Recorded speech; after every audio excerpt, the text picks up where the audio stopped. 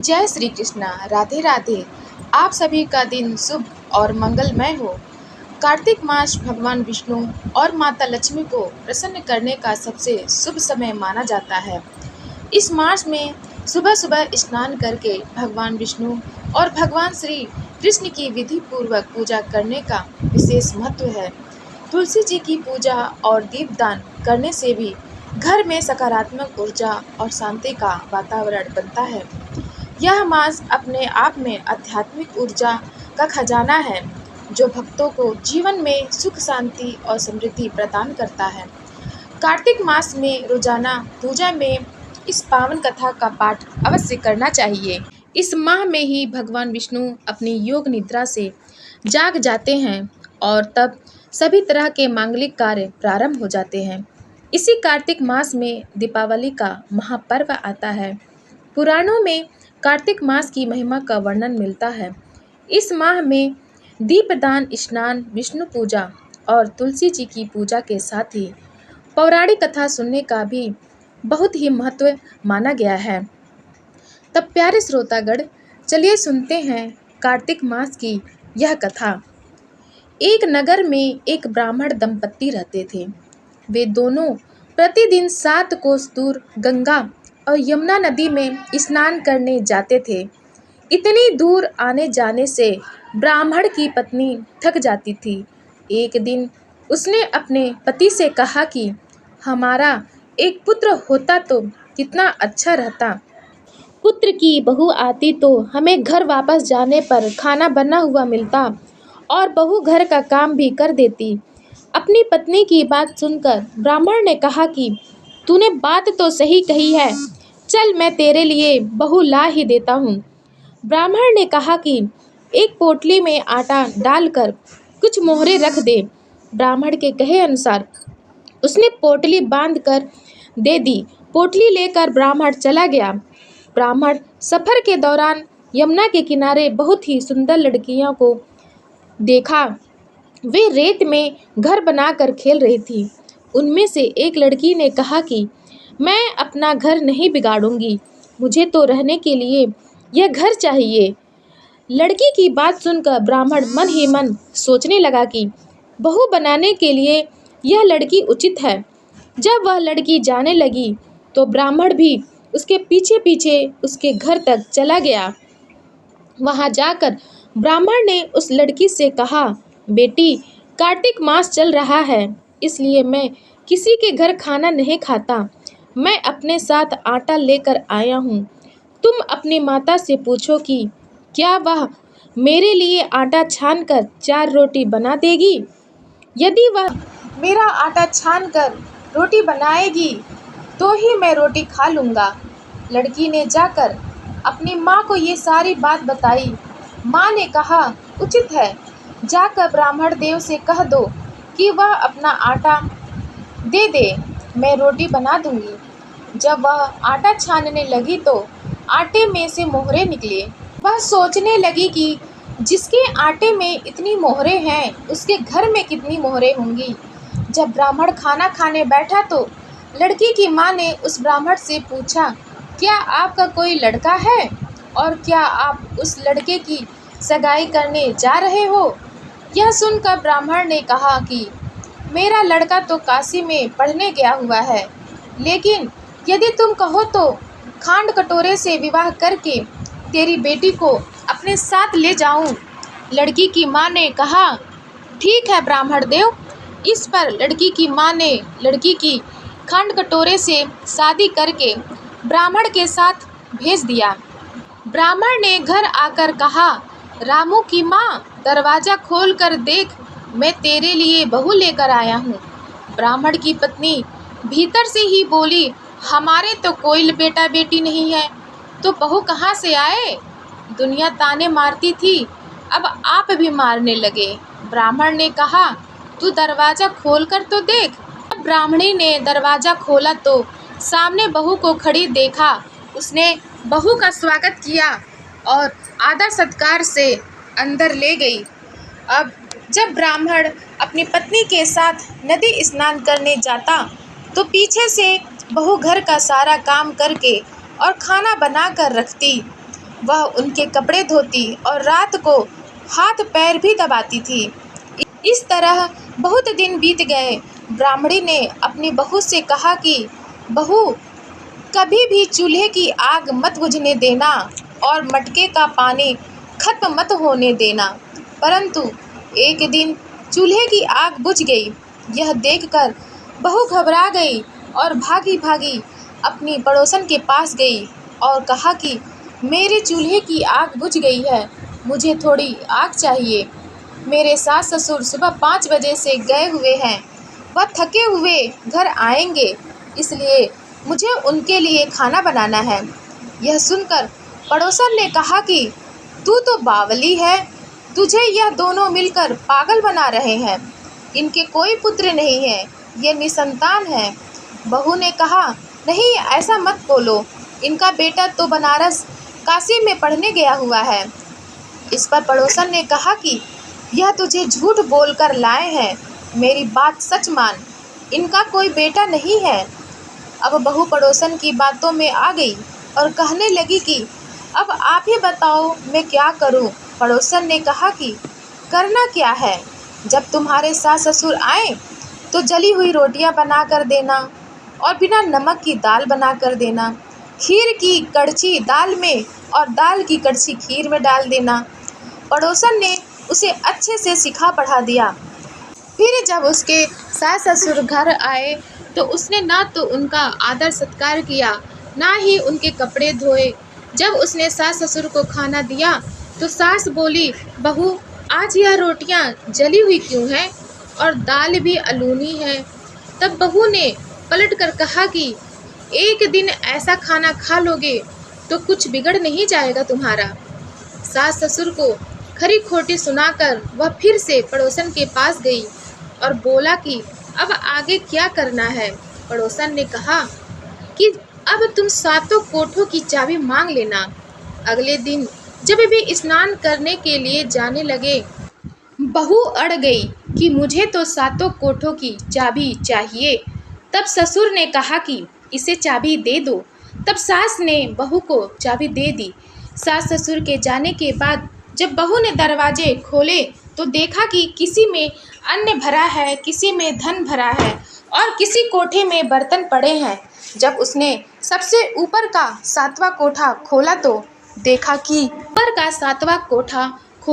देखा कि शिव जी, पार्वती माता, गणेश जी, लक्ष्मी माता जी, पीपल पथवारी, कार्तिक के ठाकुर, राय दामोदर, तुलसी जी का बिड़वा, गंगा यमुना और 33 कोटि देवी देवता विराजमान हैं। वहीं पर एक लड़का चंदन की चौकी पर बैठा माला जप रहा है। यह सब देखकर उसने लड़के से पूछा कि तुम कौन हो। तब लड़का बोला कि मैं तेरा पति हूँ, अभी दरवाज़ा बंद कर दे, जब मेरे माता पिता आएंगे तब दरवाज़ा खोलना। यह सब देखकर बहू बहुत खुश हुई और 16 श्रृंगार कर सुंदर वस्त्र पहनकर अपने सास ससुर का इंतजार करने लगी। उसने अपने सास ससुर के लिए अच्छे अच्छे पकवान बनाए। जब उसके सास ससुर घर पर आए तो उसने उनका आदर सत्कार किया और प्रेम पूर्वक खाना खिलाया और हाथ पैर दबाने लगी। पैर दबाते दबाते बहू ने कहा कि माँ, आप इतनी दूर गंगा यमुना स्नान करने के लिए जाती हो तो आप थक जाती हो, इसलिए आप घर पर ही स्नान क्यों नहीं करती हो। यह सुनकर सास कहने लगी कि बेटी, गंगा यमुना घर पर तो नहीं बहती हैं। तब उसने कहा, हाँ माँ जी, बहती हैं, चलो मैं आपको दिखाती हूँ।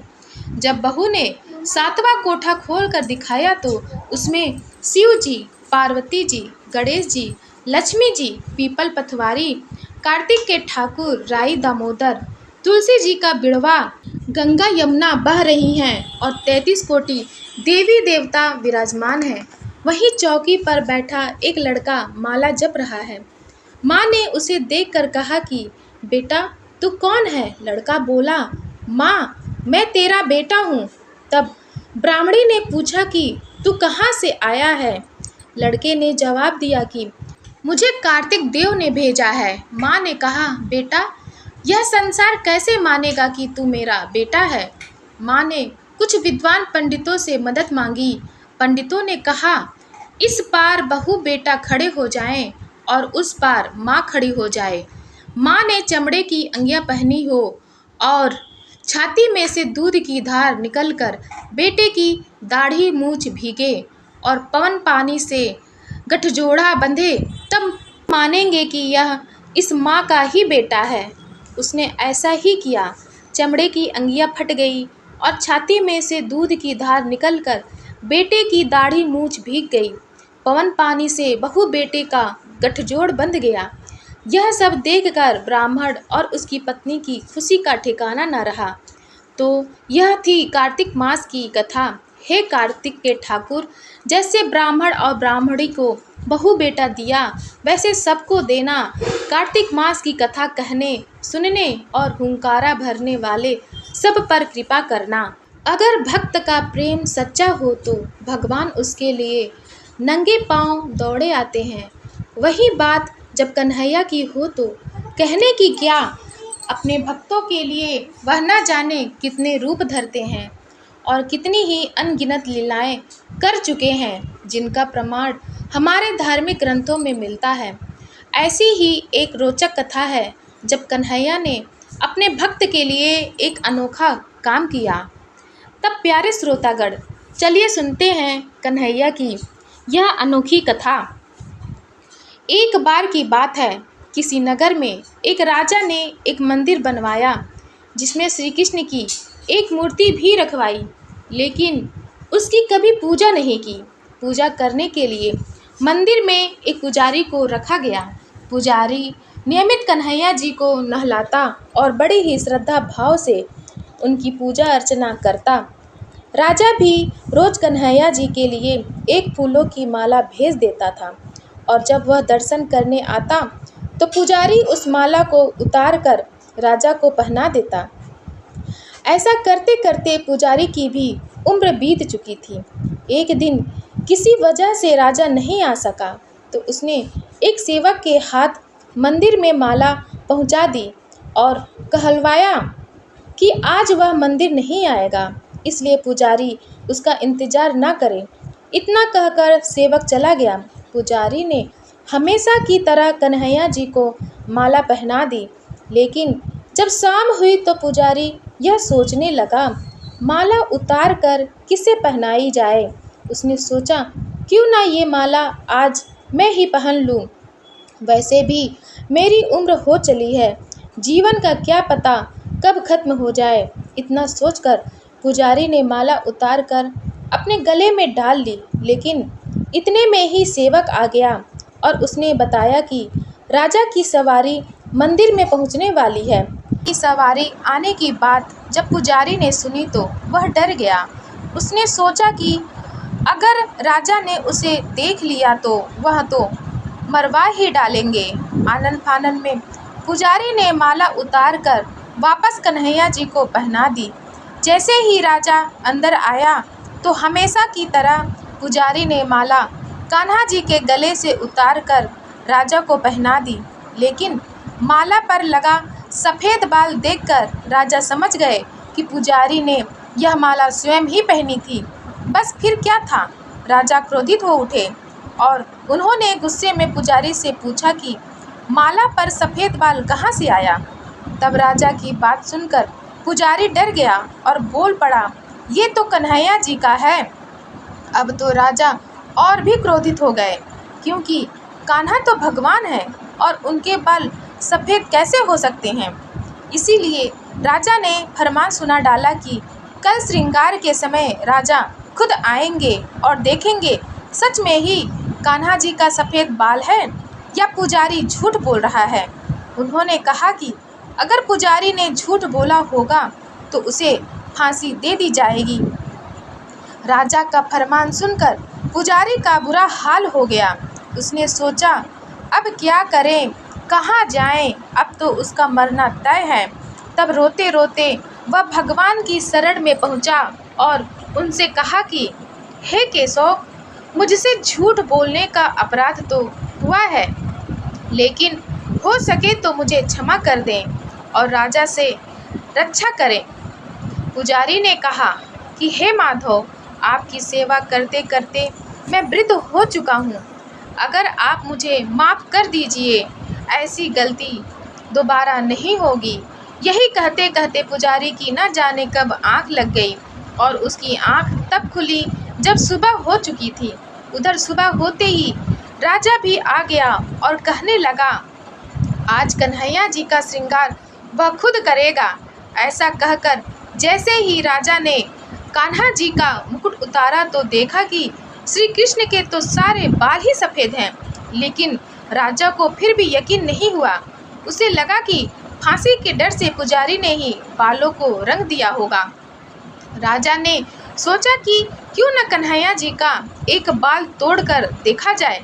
इसके बाद राजा ने कान्हा जी का एक बाल तोड़ लिया, लेकिन जैसे ही बाल टूटा कन्हैया के सिर से खून की धारा बहने लगी। यह देखकर राजा भगवान के चरणों में गिरकर माफ़ी मांगने लगा। तभी श्री कृष्ण की मूर्ति से आवाज़ आई, हे राजन, तुमने मुझे केवल मूर्ति मात्र ही समझा, लेकिन आज से मैं तुम्हारे लिए केवल मूर्ति मात्र ही रहूँगा। लेकिन पुजारी ने सच्चे मन और पूरी श्रद्धा से मेरी भक्ति की है, इसलिए उसकी अनन्य भक्ति को देखकर मुझे अपने बाल सफ़ेद करने पड़े। कन्हैया जी ने कहा कि भक्ति में कभी भी संशय नहीं होना चाहिए और सच्चे भक्त की लाज तो मैं कभी जाने ही नहीं देता। बोलिए वृंदावन बिहारी लाल की जय, राधा रानी की जय। प्यारे श्रोतागण, चलिए अब सुनते हैं कार्तिक मास कथा महात्म्य का अध्याय 8। चलिए आरंभ करते हैं। कार्तिक मास आने पर निषिद्ध वस्तुओं का त्याग करना चाहिए। तेल लगाना, परान भोजन करना, तेल खाना जिसमें बहुत से बीज हों, ऐसे फलों का सेवन तथा चावल और दाल, ये सभी कार्तिक मास में त्याज्य हैं। लौकी, गाजर, बैगन, बनभंटा, बासी अन्न, भसीड़, मसूर, दोबारा भोजन, मदिरा, पराया अन्न, कांसी के पात्र में भोजन, छत्राक, कांजी, दुर्गंधित पदार्थ, समुदाय का अन्न, वैश्या का अन्न, ग्राम पुरोहित और शूद्रक का अन्न और सूतक का अन्न, ये सभी त्याग देने योग्य हैं। श्राद्ध का अन्न, रजस्वला का दिया हुआ अन्न, जनना शौच का अन्न और लसोड़े का फल, इन्हें कार्तिक व्रत का पालन करने वाला पुरुष अवश्य त्याग दे। निषिद्ध पतलों में भोजन न करे। महुआ, केला, जामुन और पकड़ी, इनके पत्तों में भोजन करना चाहिए। कमल के पत्ते पर कदापि भोजन न करे। कार्तिक मास आने पर जो वनवासी मुनियों के अनुसार नियमित भोजन करता है, वह चक्रपाणी भगवान विष्णु के परम धाम में जाता है। कार्तिक में प्रातःकाल स्नान और भगवान की पूजा करनी चाहिए। उस समय कथा श्रवण उत्तम माना गया है। कार्तिक में केला और आंवले के फल का दान करें और शीत से कष्ट पाने वाले ब्राह्मण को कपड़ा दें। जो कार्तिक में भक्ति पूर्वक भगवान विष्णु को तुलसी दल समर्पित करता है, वह संसार से मुक्त हो भगवान विष्णु के परम पद को प्राप्त होता है। श्री हरि के परम प्रिय कार्तिक मास में जो नित्य गीता पाठ करता है, उसके पुण्य फल का वर्णन सैकड़ों वर्षों में भी नहीं किया जा सकता। जो श्रीमद् भागवत का भी श्रवण करता है, वह सब पापों से मुक्त हो परम शांति को प्राप्त होता है। जो कार्तिक की एकादशी को निराहार रहकर व्रत करता है, वह निसंदेह पूर्व जन्म के पापों से मुक्त हो जाता है। जो कार्तिक में भगवान विष्णु की प्रसन्नता के लिए दूसरे के अन्न का त्याग करता है, वह भगवान विष्णु के प्रेम को भली भांति प्राप्त करता है। जो राह चलकर थके मांदे और भोजन के समय पर घर पर आए हुए अतिथि का भक्तिपूर्वक पूजन करता है, वह सहस्त्रों जन्मों के पाप का नाश कर डालता है। जो मूढ़ मानव वैष्णव महात्माओं की निंदा करते हैं, वे अपने पितरों के साथ महारौरव नरक में गिरते हैं। जो भगवान की और भगवत भक्तों की निंदा सुनते हुए भी वहाँ से दूर नहीं हट जाता, वह भगवान का प्रिय भक्त नहीं है। जो कार्तिक मास में भगवान विष्णु की परिक्रमा करता है, उसे पग पग पर अश्वमेध यज्ञ का फल प्राप्त होता है। जो कार्तिक मास में पराई स्त्री के साथ संगम करता है उसके पाप की शांति कैसे होगी, यह बताना असंभव है। जिसके ललाट में तुलसी की मृत्तिका का तिलक दिखाई देता है उसकी ओर देखने में यमराज भी समर्थ नहीं है, फिर उनके भयानक दूतों की तो बात ही क्या। कार्तिक में भगवान विष्णु की प्रसन्नता के लिए धर्म का अनुष्ठान करना चाहिए। मास व्रत की समाप्ति होने पर उस व्रत की पूर्णता के लिए श्रेष्ठ ब्राह्मण को दान देना चाहिए। जो कार्तिक में भगवान विष्णु के मंदिर में चूना आदि का लेप कराता है या तस्वीर आदि लिखता है वह भगवान विष्णु के समीप आनंद का अनुभव करता है। जो ब्राह्मण कार्तिक मास में गभस्तीश्वर के समीप शतरुद्री का जप करता है उसके मंत्र की सिद्धि होती है। जिन्होंने 3 वर्षों तक काशी में रहकर भक्तिपूर्वक सांगोपांग कार्तिक व्रत का अनुष्ठान किया है उन्हें संपत्ति, संतति, यश तथा धर्म बुद्धि की प्राप्ति के द्वारा इस लोक में ही उस व्रत का प्रत्यक्ष फल दिखाई देता है। कार्तिक में प्याज, श्रृंग, सेज, बेर, राई, नशीली वस्तु, चिवड़ा इन सब का उपयोग न करें। कार्तिक का व्रत करने वाला मनुष्य देवता, वेद, ब्राह्मण, गुरु, गौ, व्रती, स्त्री, राजा और महात्माओं की निंदा न करें। कार्तिक में केवल नरक चतुर्दशी को शरीर में तेल लगाना चाहिए, उसके सिवा और किसी दिन व्रती मनुष्य तेल न लगावें। नालिका, मूली, कुम्हड़ा, कैथ इनका भी त्याग करें। रजस्वला, चांडाल, मलेच्छ, पतित, व्रतहीन, ब्राह्मण द्वेषी और वेद बहिष्कृत लोगों से व्रती मनुष्य बातचीत न करे। प्यारे श्रोतागण, अगले अध्याय में हम दीपदान एवं आकाशदीप की महिमा के बारे में जानेंगे। वीडियो अगर आपको अच्छी लगी हो तब आप हमारे चैनल सनातन कथा संग्रह को लाइक करें, शेयर करें और सब्सक्राइब करें। धन्यवाद।